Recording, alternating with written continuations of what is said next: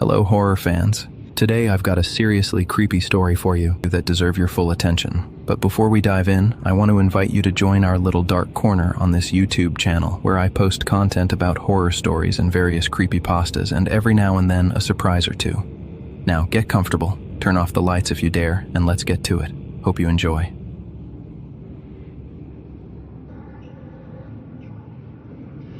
Everything was blurry.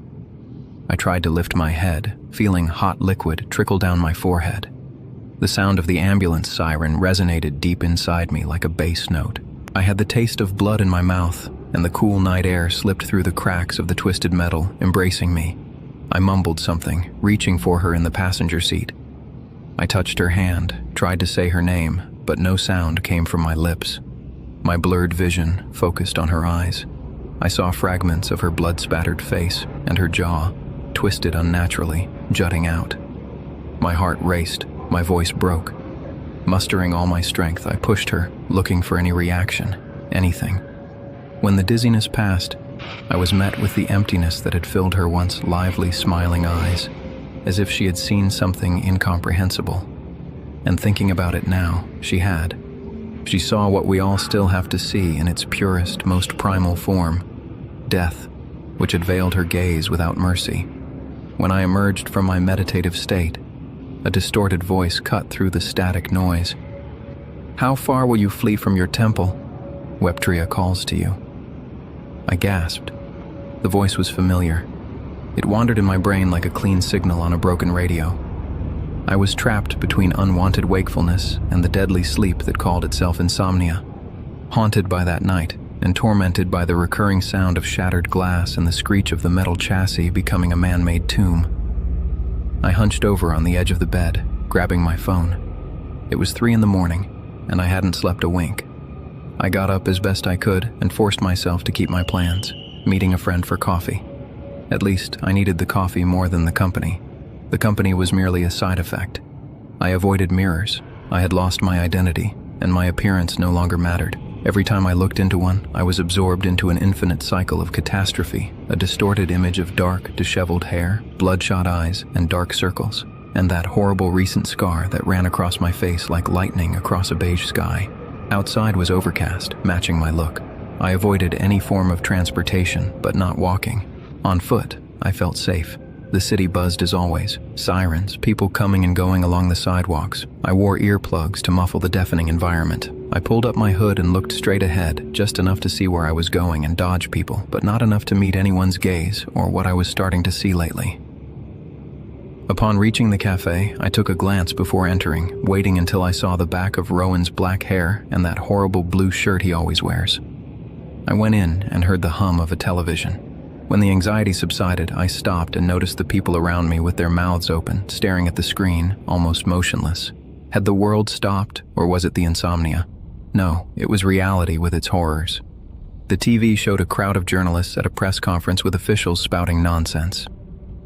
"The public has a question. Is it a serial killer?" The official leaned toward the podium. "At this time, we don't know." The sea of journalists went wild, and they tried to calm them. "What we do know is that the victims are killed in threes, and the arrangement of the bodies suggests a possible ritualistic nature." A journalist interjected, "Who is in danger? Who is the target?" The official turned to other agents, as if seeking support. All the victims were comatose patients. The journalists stirred, and the official, dodging more questions, showed a diagram. "To protect the identities of the victims, our forensic experts have recreated a symbol. If anyone has information about this image, please contact us." Static noise filled my ears and my body trembled. An intricate web, built in a central spiral, spreading outward with chaotic and disturbing hooks, woven from the victim's flesh.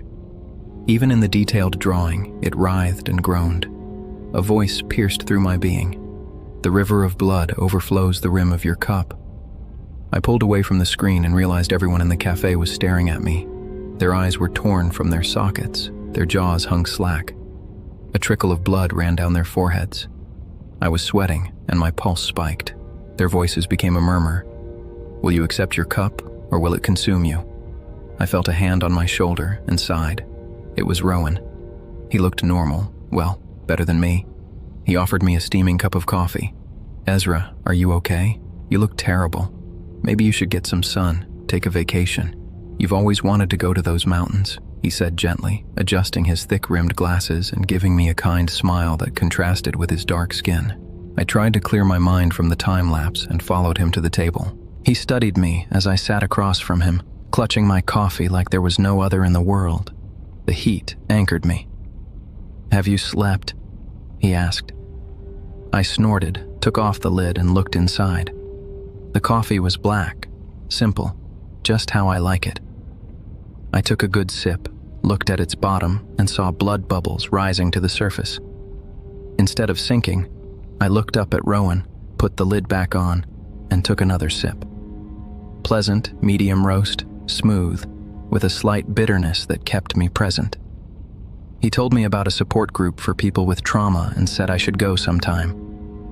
I cleared my throat. "I have a doctor's appointment in an hour." He looked for signs that I might be lying.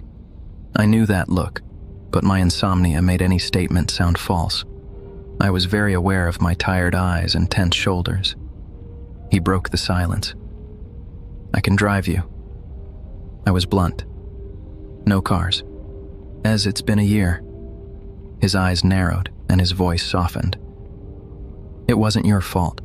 I stared at him, looking for something more than pity. He pitied me, and that was obvious. "Uh-huh." I looked toward the door. He caught my sudden impatience. "Look, I won't keep you. If you want to go, don't stay out of politeness. I'll come by tomorrow to see you." He drank his caramel latte. His face began to distort into something inhuman. A strange crackling echoed in my ears. His eyes spilled from their sockets. A resonant voice pierced my being, but Rowan's lips didn't move. "Here, in my crypt, you are trapped. A fly with broken wings trying to escape. But you, Ezra, will never leave my arms, because you are my burden, and mine alone." The coffee in my cup began to spill, dripping blood over my hands. The surroundings rippled like circles in water, nothing but desolation and ruins. Rowan was no longer Rowan. He was a fused corpse holding a coffee cup. I panicked, shot up from the table, and spilled the coffee. Black roots surged before me, twisting and intertwining into a crackling portal, the entrance throbbing. It emitted a low hum. There it was again. The insomnia, the interval, the mountain gorge. I ran desperately, hearing Rowan scream at me from everywhere, but I couldn't see him. As I passed through the portal, I emerged onto a busy street and bumped into several people who got angry and cursed my name. I sobbed. I needed to get back to my apartment. There I could take refuge from the insomnia and return to reality. My legs pounded the pavement, the air felt dense and heavy, the sky darkened to a terrifying indigo. An insistent whisper pierced the space around me, distorting buildings and streets into strange, alien landscapes. Swirling clouds came, as if thick fog blanketed the entire city. I looked back and saw it, an unfathomable gaze absorbing every gram of my sanity. A tinted third eye, tilted on the side, with a violet glow cutting through the fog. It spoke to me in overlapping, strange tongues from a great distance.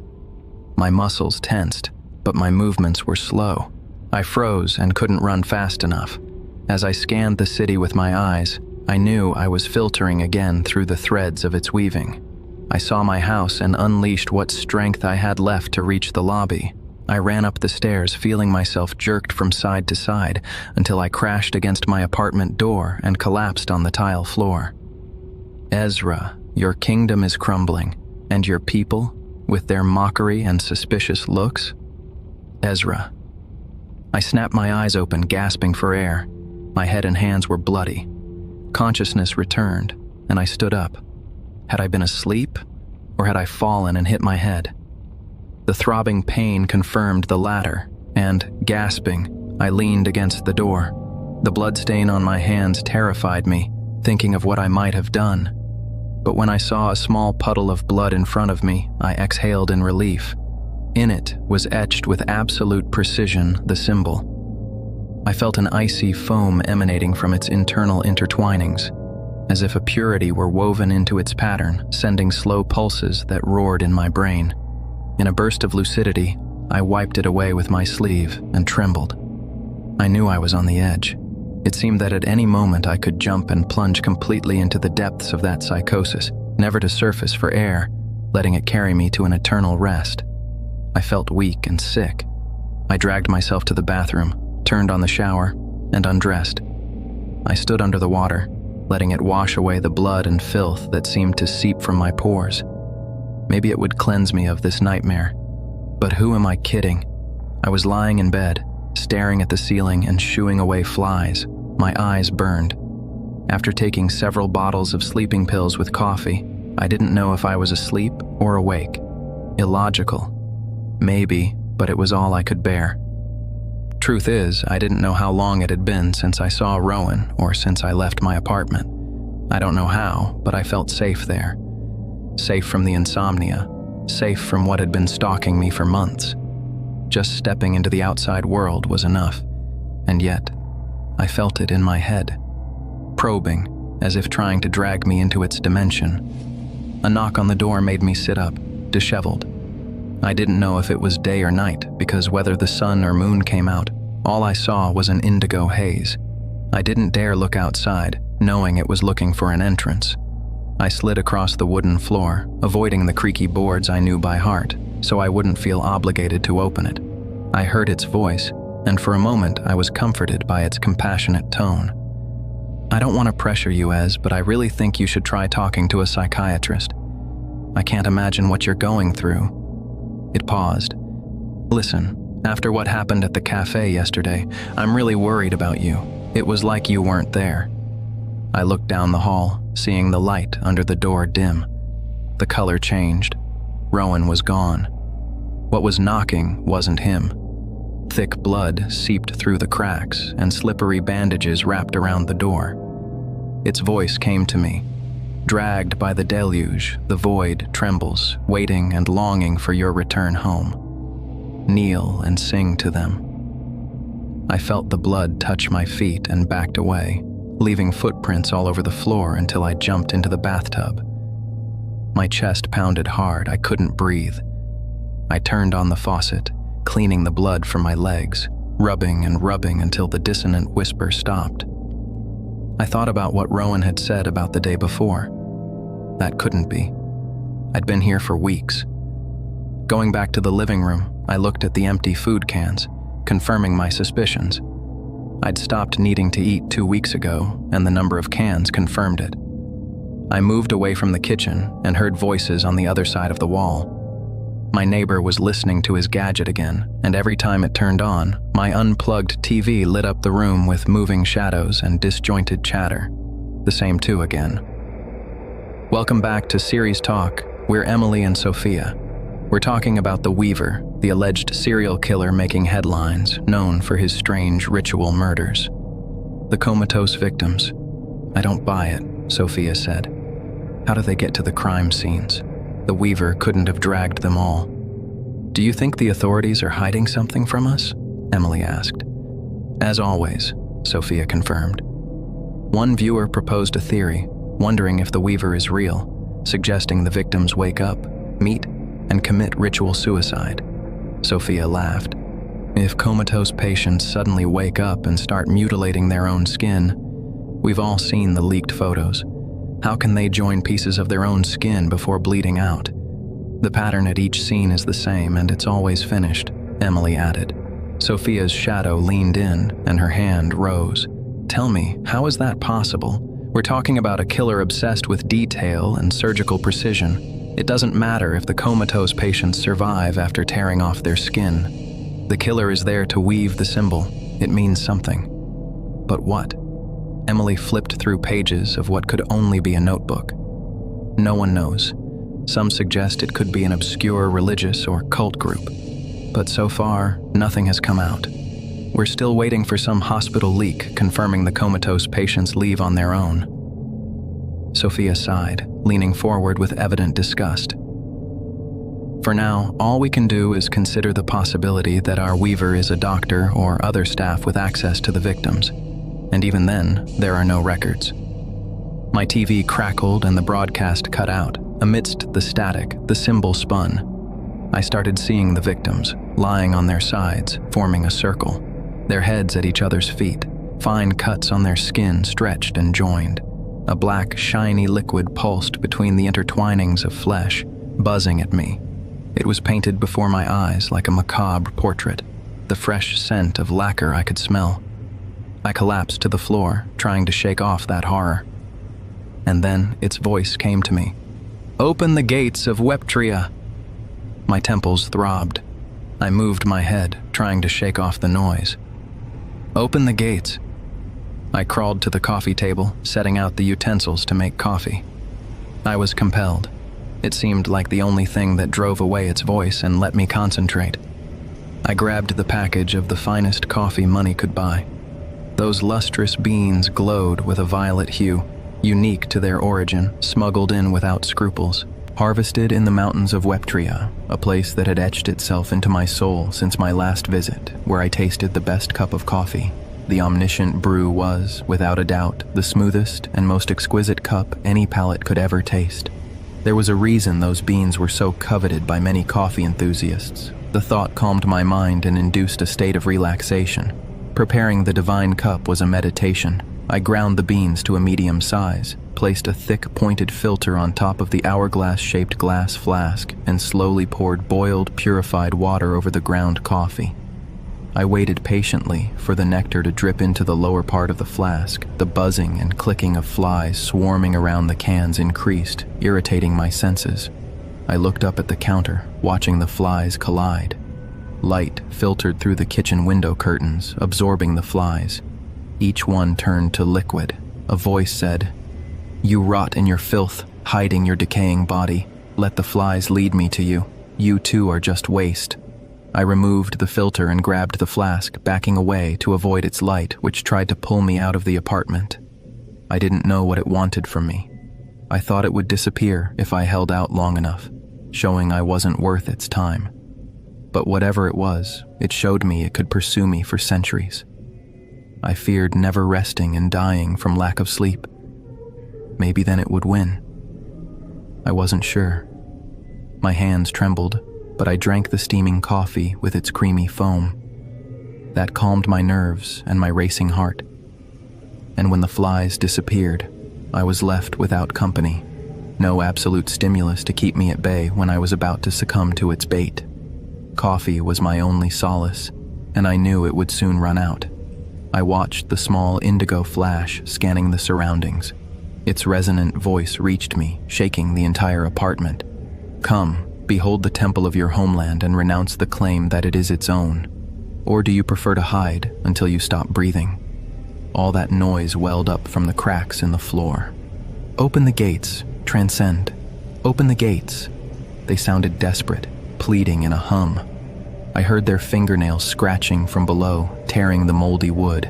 Their gaunt figures sprang from the floor, gasping and moaning.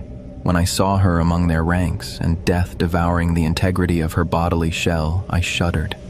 Guilt flooded me. She too spoke, not pleading, but ordering. The point is, I began to feel how the strings of my compassion vibrated in unison with their pain and pleas for mercy. I felt the same way. That being that had trapped me like prey, mocking me. It does the same to every victim. It was among them, screaming at me, begging me, "Open the gates, it has come." I analyzed the coffee left in the flask. Its dark purple foam swirled. Maybe I'd finally gone mad. But what about the coffee? Could it contain its control over me? Its ability to cross the boundaries of my apartment despite its deterioration? Then the mountains of Weptria called to me, soothing me, singing to me. I could plunge completely into the insomnia and save them all, free them from the weaver's clutches. The beans, which had absorbed the nutrients of Weptria, strengthened my miserable body and gave me the chance to escape its grip. In a panic, I crawled to the flask and poured its contents onto the floor, fearing it wouldn't work. But I was terribly wrong. It was effective. The luxurious coffee formed a bubbling portal, an entrance, a gateway into the depths of insomnia. Its fog burst into my apartment, and I plunged into it, feeling the liquid essence penetrate every pore of my body. When I emerged, the dimension grew colder, steeped in vibrant, dark tones, and others that emitted a psychedelic presence.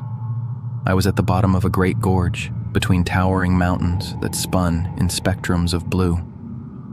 I knew that this was at once reality and insomnia, intertwined. I felt a moment of freedom leaving my apartment without giving it the chance to pursue me. But I knew I was walking on its threads and stitches. Surely it would feel it. I'd feel it on the back of my neck like an impending doom. I saw roots twisting into corpses holding cups filled with blood. I pushed my way through them, their hands filled, spilling blood onto the earth, creating an unstable platform to walk on, sinking my bare feet into its bloody entrails. They led me to the base of the mountain, and an ornate grotto opened through a terrace of shifting colors. I parted the wet vines to inhale the dense smell of wet wood. I heard a creak as I approached a wooden door, pushed it open, and entered swirling tunnels. The weaver's creaking reached me as I crossed the smooth, shiny limestone staircase. "You have reached the temple. With what intention have you come?" I cannot predict every micro-movement nor absorb every torrent of another useless neuron, but with an exquisite desire for destruction towards you, Ezra, I savor it. You are blind and hungry, trapped in a place you cannot comprehend. Can you truly trust what you see, knowing your own mind has fed you nothing but deception your entire pathetic existence? The climb was immense, or at least it seemed so. The walls were monstrous, seeming to twist with every step. I felt the weaver pursuing me, but as I kept walking, I saw flashes of them forming from the walls, drawing me in, showing me the way. I saw a huge threshold as I emerged onto a flat floor. My feet dragged over an intricate prismatic mosaic. I couldn't stop looking, running my fingers over the grandiose spiral columns that supported the upper rotunda, adorned with a surreal fresco of amorphous and geometric anomalies. I approached a statue of a robed woman. Her hands held a large cup. The third eye opened again as I approached, and I could no longer control my actions. My eyes locked onto the void surrounding her forehead as I knelt before the statue. "Ezra, you must die before you can live again." My brain pressed against my skull, and a throbbing pain tormented me. The stone screeched and her hands tilted, pouring blood from the cup over me until I stopped breathing. My lungs were about to burst until I managed to distinguish that I had been released. I gasped, inhaling air, feeling a cold current pass through and envelop me. I opened my eyes and was in the lobby, in the temple, up whose stairs I had climbed. I looked around and staggered forward into the treacherous temple of Weptria. A black void gleamed. Something moved through the gloom. Something that had spoken to me, pursued me, interweaving between worlds, gliding toward me with ease. Its tall, sinewy body seemed human at first, but when darkness filled its empty sockets and an open third eye moved in the blackness, it terrified every fiber of my being. Wrapped in chaotic bandages around its head and body, with loose, light robes, it took a barefoot step toward me. Its veins pulsed beneath its pale skin. I saw its lips curl into a diabolical smile as it distorted toward me. The weaver's mantra spun in my head like an eternal siren. With every beat of the threads you twist, trying to escape so bravely. But what makes you believe you are free from the dictates of the wet mass of matter in this miserable prison of bone, convincing yourself that it is you who controls?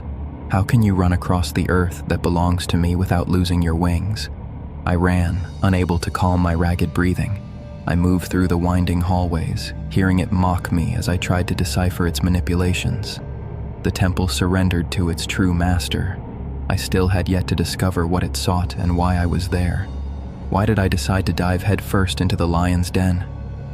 There, I had no control, no power. I had submitted to insomnia, and it was trying to devour me alive. They too were part of the weaver. They manipulated me with threads, a puppet dancing without a fundamental understanding of the truth.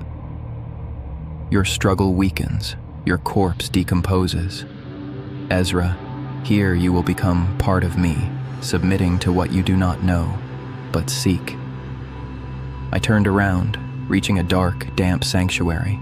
Indigo light flowed along the walls, reflecting off the kneeling benches. I approached slowly, studying the source of light. Kneeling, people wrapped in bandages, soaked in a bitter caustic liquid, kept their hands together in prayer. They had a perfectly drilled hole in their foreheads from which light emanated. Chants cascaded through the space as I approached the center aisle between the rows of pews. In the fractal patterns of the sanctuary wall, I saw the light opening different perspectives of people mutilating themselves, creating the symbol with intertwines of their own flesh joined to others. Ezra. I jumped, spinning around, and saw the weaver in front of me. The bounds of the temple are infinite. All who worship have sacrificed themselves to eternity. I kept backing away, watching its forehead begin to ooze a crimson liquid, staining its pale form. Something sprouted from the top of its skull. 2 long, hooked appendages grew, and the creature increased in size, covering itself in a red mucus.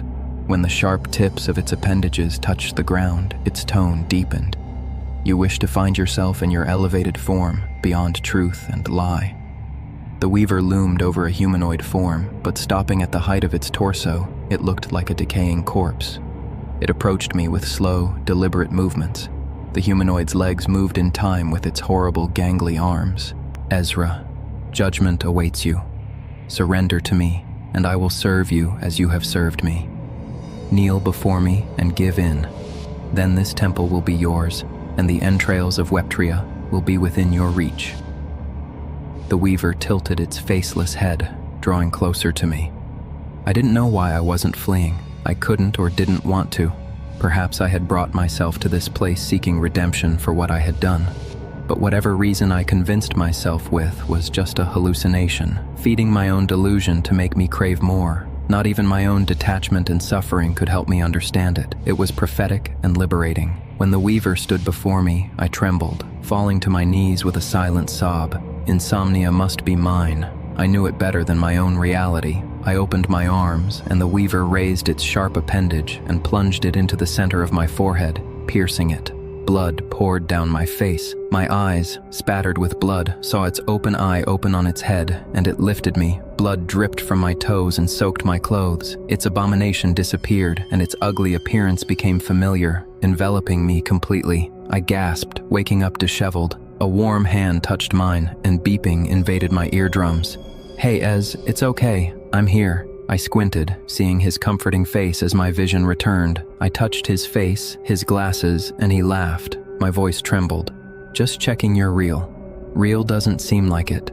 Glad you're back. The doctors weren't sure when you'd wake up from the coma." I wiggled my toes, feeling the hospital sheet and looking at the IV. "Is she alive?" I felt the anxiety grow in my stomach as my eyes searched for his silent answer. He seemed uncomfortable. "Who?" he asked. "Are you kidding me?" I couldn't believe my ears. "Don't do this to me, not now." He shook his head, adopting a neutral tone.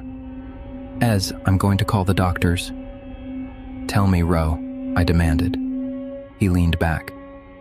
"They said that since your brain is trying to fill in memory gaps about the incident, you might mention things that never existed.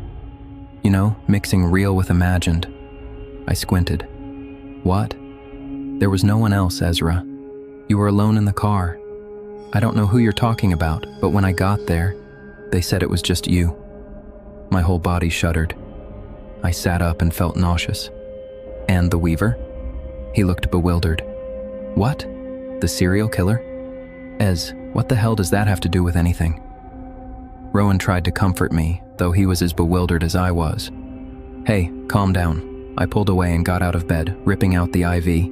He stood up, and I raised my hands. "Just stay away from me." "Okay." He stopped, shrugging in defeat, but still looked genuinely concerned. I ran to the bathroom and locked the door. I could barely breathe. Through the cracks, blood wet my feet, and bandages wrapped around me. I looked in the mirror and wiped away the steam. Then I heard it filter through my flesh. "You will never escape me. I am only part of your reality. And did you ask your child self? Am I just the fruit of your sick, infected brain piece? Or am I the vigilant torture you will never escape?" The mirror shattered, and the weaver thrust its appendages through it. Its eye opened to fix on me. "Do what you have been called to do, because this is your people and this is your kingdom." I blinked, and it was gone. But when I looked back in the mirror, it showed me that unfathomable gaze, the abyss of ink opening in the center of my forehead,